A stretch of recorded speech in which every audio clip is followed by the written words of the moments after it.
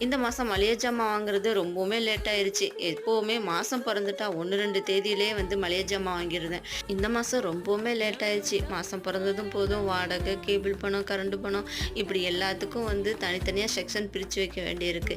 ஏன்னா இந்த காலத்துல வந்து பட்ஜெட் போட்டு தான் குடும்பம் பண்ண வேண்டியிருக்கு. அந்த அளவுக்கு வந்து விலைவாசி வந்து நமக்கு ஏறிப்போச்சு. நான் முந்தியெல்லாம் மளிகை ஜாமான் வாங்க போறப்ப எது வாங்கினாலும் சரி, ஏதாவது ஒரு பிளாஸ்டிக் பொருள் வாங்காம இருக்க மாட்டேன். ஆனா இந்த தடவை தான் பிளாஸ்டிக் பொருளே வாங்கக்கூடாது அப்படிங்கிற வைராக்கியத்தோட கடைக்குள்ள வந்தேன். ஏன்னா மளிகை ஜாமான் வாங்குற காசுக்கு நம்ம பிளாஸ்டிக் ஜாமானை வாங்கிட்டு போனா அது வேஸ்ட்டு. அது கொஞ்ச நாள்லயே உடஞ்சு போயிடும். ஆனா பொருட்களா வாங்கி வச்சுக்கிட்டோம்னு வச்சுங்களேன், வீட்டுக்கு யூஸ்ஃபுல்லா இருக்கும். என்னோட ஹஸ்பண்ட் கூட கேட்டாங்க, "என்ன நீ இந்த தடவை ஒரு பிளாஸ்டிக் பொருள் கூட வாங்கல?" அப்படின்னு சொல்லிட்டு.